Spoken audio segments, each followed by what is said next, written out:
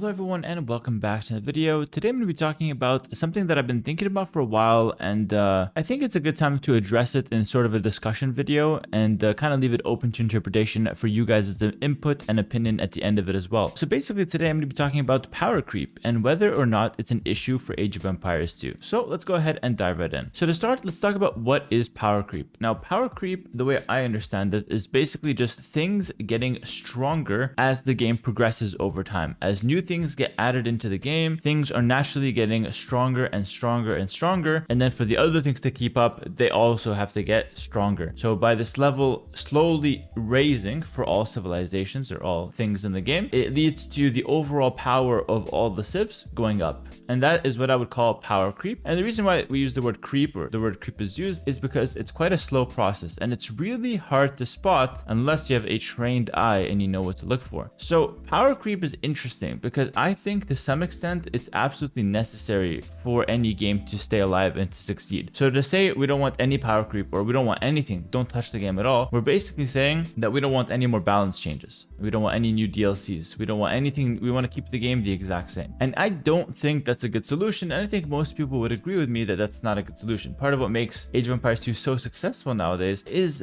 new things being added to the game. And I, for one, especially who plays it, every day, I'm so grateful that we get balance changes, new things into the game, things that freshen up the meta, freshen up the casual content, makes the game more fun. All of these factors in every new DLC, every new patch are exciting, and I absolutely love them. But the reason why power creep is necessary is because if we want those new DLCs, if we want those new civs, these patches, there has to be improvements to civilizations, and there has to be new things that come out the gate and are strong. And the reason for this is twofold. Number one, if you're going to sell something new, it has to be exciting. And something exciting basically has to be at least decent or at least good, generally speaking. No one's going to get excited about something that's not playable or that's just, an average or below average civilization. No matter how cool it might feel, it might be unique, interesting. If it's just flat out like not great or flat out bad, then it's not going to be that exciting. Obviously, in a perfect world, it hits the perfect power level out the gate, and it's like right in line with the upper mid tier compared to all other civs, and there's no issues with it. But it's very hard to nail that balance straight out the gate. So it tends to be slightly stronger, usually,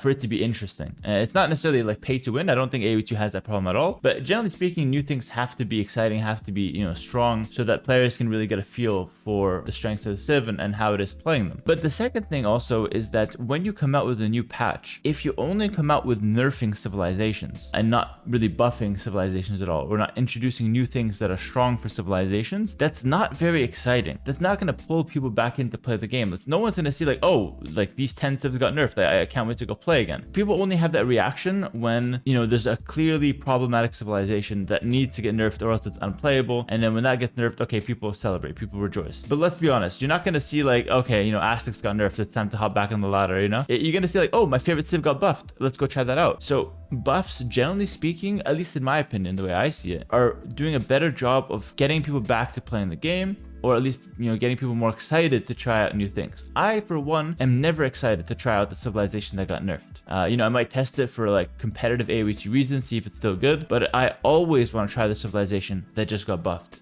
See how it feels. Is it strong now? Can I come up with some unique strats with it? It feels like it's exciting. There's a new world to discover. Whereas when something gets nerfed, it's like, oh, okay, it's the same as before, but worse. I don't want to touch it anymore. It feels tainted almost, So obviously, nerfs are, required in some cases, for sure. But I think it's quite clear that we need some form of new thing or some form of buff to create that excitement and that sense of, okay, I need to go test this out. So that's my take on why power creep is necessary. Now let's take a look about some examples of power creep in Age of Empires 2, and let's see if it is indeed a problem for the game, or let's see if it's done perfectly and there's no real reason to worry about it. So the first thing I want to talk about here with examples of power creep is whether or not AoE2 has this kind of power creep. And the answer is yes, quite clearly. If you've been paying attention even a little bit, AoE2 definitely has some power creep. The main example of power creep, basically number one, is just example of recent high attack units that just popped out of nowhere seemingly, and I made a whole video about this. It's called the recent surge of high attack units. My editor can show the thumbnail on the screen if you want to watch that later, but basically I just talked about how, you know, units are getting insane amounts of damage now. Like light is 13 base in Castle Age compared to a knight with 10. That's insane. All the infantry unique units got buffed in their base attack, and there's plenty more examples there. But then not only just the attack that got better for units, we have new abilities like the charge damage, where you get like plus 25 on the first hit, or the Shiramsha Rider that can dodge projectiles entirely. These are abilities that completely change the way the game is played when those civs or when those units are on the field. It lets you do things that an Age of Kings unit can only dream of doing, because let's face it, most of the Age of Kings civs these days just have like the basic bare bones standard units, nothing too special, nothing too out of the ordinary. So when the new civs come in with crazy abilities, it could feel like there's a disparity of power, at least in certain situations. But in my opinion, the more prominent example and the best case for power creep being an issue in Age of Empires 2 is the tech and bonus stacking that we've recently seen in the last few years. And truly, it's been taking place in the last 10 or 15 years, ever since the Age of Conquerors or after the Age of Conquerors. What I mean by tech and bonus stacking is basically this. In the past, if you got an extra tech on a unit, you always or almost always lost something in exchange for it. And when I talk about past, I'm talking about Age of Conquerors and before. Every other expansion, in my opinion, is considered a modern expansion, where tech stacking and bonus stacking became more prominent. So back in Age of Conquerors, you get a unit that's stronger than generic because you have like a unique tech on it, but it's not strictly equal or better than any other generic fully upgraded version of that unit. It's not better in all categories. And it's a very interesting concept where you have a strength on that unit, but you also have a slight downside to keep counterplay possible and to keep you from feeling like your unit is invincible. I have a few examples for you to really show this idea. So Britons, amazing extra range archers. You have ton of range, extra damage with the longbowman unique unit, but you're lacking thumb ring. You have every other upgrade, you have extra range, lacking thumb ring. So you're not always better than opponent crossbows. If you're stupid and you run into like full range from enemy crossbow and the guy has thumb ring, you'll lose the fight. And that makes sense because you have extra range. You should play better and you should use your strength in order to get favorable engagements. If you don't use your strengths, you're gonna lose. And that seems like a really nice situation. Take another example, Aztec skirms. You get the Atlatl upgrade, but you don't get the last armor. And actually, I'm cheating because this is the Atlatl Skirm upgrade for the Aztecs came in a later expansion, but it's still fitting with this rule, which I respect. Aztec Skirms are stronger, but they missed the last armor, so they're not strictly stronger than a generic Skirm. But still, if you ask anyone, and especially me, I would almost always favor an Aztec Skirm over a generic for the upgraded Skirm because the extra damage and range is better than the last armor in most cases. Another classic example, the Byzantine camo with no bloodlines. Amazing, really cheap camo,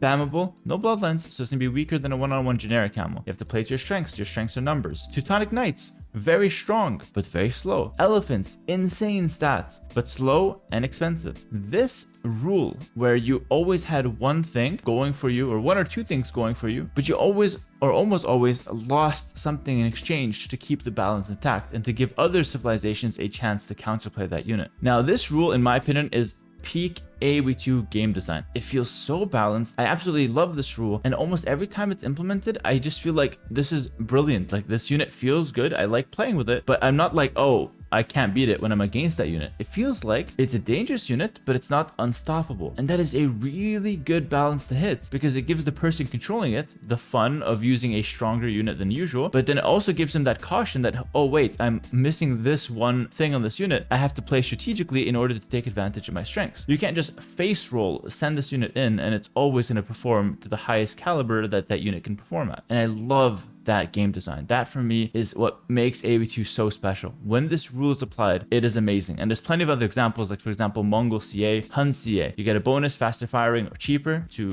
Mongols and Huns respectively, but they both miss some upgrades. The last armor from the blacksmith on their CA, so it's not fully upgraded. Mongol Hussar, you get extra HP, but you lack the last armor. Plenty of examples from Age of Kings and Age of Conquerors civs where they have something stronger about their unit, but then they also have a downside via missing technology or via something else. Now, I will say some examples of this still exist today, some modern examples. Let me give you a few before I talk about some cases where this rule is not applied. Burgundian hand cannoneer, more damage, lacking last armor, brilliant. Extra damage bomber cannon on the Burgundians, but they lack siege engineers, brilliant. Feels strong, but you have that disadvantage. A regular civ with fully upgraded bomber cannons and siege engineer could definitely beat Burgundians in late game by using the extra range to their advantage. But if they don't, they're eating higher damage shots from the bomber cannon, and that's going to be hard to deal with. Vikings, no thumb ring, but unique tech that gives +1 damage for their arbalest. Poles, you get cheap cav, but no last armor. All of these examples feel very strong, but they feel counterplayable and they're not overpowered. Even the Poles cheap cav that feel insane, you can definitely see that they have some weaknesses because that last armor is a pretty big miss. And of course they don't have paladin. Now let's take a look at some cases where this rule is not applied. And in my opinion, most of these units are problematic units because this rule is not applied.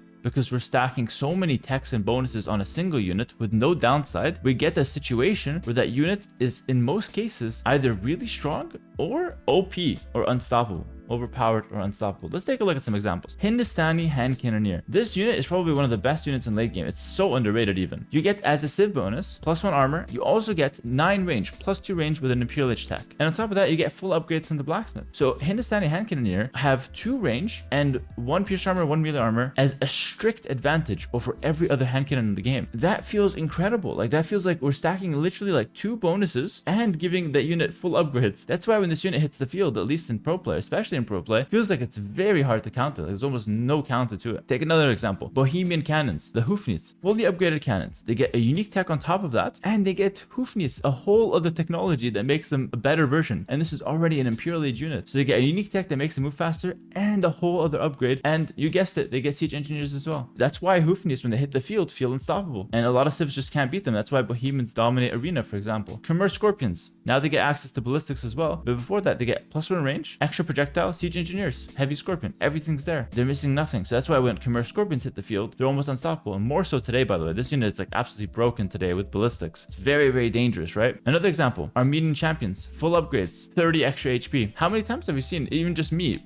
destroy people with Armenian champions, even in tournaments, right? Because the unit is absolutely busted. Obviously, Armenian or like champions in general are pretty bad. Let's be honest here. So Armenian champions, and they don't have a great late game Armenians, so they're not going to shine that much. But objectively, 100 HP champion with full upgrades and gambesons is a pretty strong unit for how cheap it is. And then you have Tatars, Magyars, and Turks CA. Full upgrades on every single one of them. And then you also have stacking bonuses. Turks get a unique tech, Magyars get unique tech and the CA are made faster. Tatars get free thumb ring, free Parthian tactics, and full upgrades and unique tech. It's all stacked. That's why these units, and that's why CA in general right now, is very strong. Look at the CA civs we're dealing with. They're so insane. And I want to end this video by giving one example that I can only find one example of a unit that got a bonus, like a strong bonus, and they got full upgrades. And from Age of Conquerors, the only example I can think of is Mayan Eagles. They got full upgrades and they got a broken unique tech with +40 HP. You can argue that, you know, the Aztec Eagle, same thing. They also got an extra tech, but that tech is not nearly as problematic as the extra 40 HP, and it's not specific to the Eagles. You can argue Frank Paladin, but hey, they missed Bloodlines, right? So it's technically not fully upgraded. But the Mayan Eagle is the one unit from Age of Conquerors and before that broke this rule, that got full upgrades and a really strong bonus unique tech, but even then, it didn't get any other bonuses for their Eagles. So it's not stacking that many techs. And still, Mayan Eagle is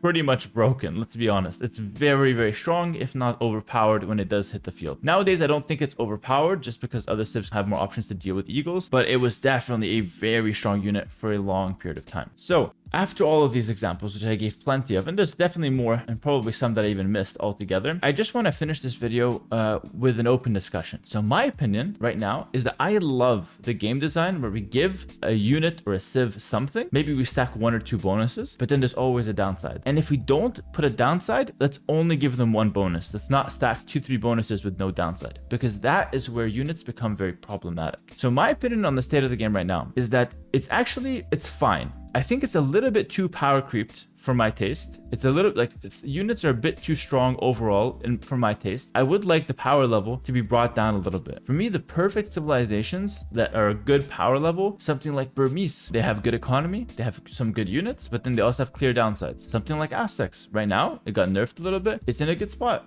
It's strong in some cases, weak in others. These civilizations are solid, mid-level, civilizations that you can kind of balance around and that are, that feel fair. Civs that feel a bit too unfair, a bit too strong, something like Persians, where they get the Savar as well as a really good economy, and the Savar is just a strictly better version than Paladin, and it's also cheaper. These situations where you have civs that are just getting to these broken units that are like better than their normal version and easier to get to, that's where I have a problem with like the fundamentals of the game. So overall, I think the power level is a little higher than what I'd like it to be, but I'll say that it's manageable. If it stays like this or stays around this level, I'm not going to lose sleep over it. For me, it's fine. What I really don't want to see though is to keep going down this route, where we bring in new units that get multiple bonuses stacked and that get no downsides. If there's really one thing that I would love to see going forward, is to break apart from this trend and go back to the fundamental rule that made AoE2 so special, which is balancing civilizations and not giving everything to one unit and to one civilization. That's the way I see power creep in AoE2. It's not necessarily a problem right now, but it can definitely become a problem in the future. I understand it's necessary to some extent, but I hope we can curb it a little bit so it doesn't become a huge problem. Now, let me know what you guys think. For me, this is a fascinating topic. We get to talk about game design, civs, and all these cool things that, in my opinion, generate fantastic discussions. So let me know what you guys think. Did I miss any examples? Feel free to add to the discussion and correct me on a few things if you guys think of other examples or other things that I missed in the comments below or on Reddit or whatever. And yeah, let's get some discussion going and enjoy some nice talk about civ design and balance design around Age of Empires 2. So that's going to be it for the video. Make sure to like, comment, subscribe if you guys did enjoy. I really enjoyed making this topic and making this video. It's a very fun one for me. If you guys want more content from me, check me out on Patreon for all the exclusive guides, build orders, everything that I offer that can elevate you as a player and make you just a better player and let you have more fun playing the game, because you're going to carry more often. Let's be real here. And if you guys want to catch me live, check me out on Twitch. Links to both Patreon and Twitch in the description below. And as always, have a great rest of your day, and until next time, peace.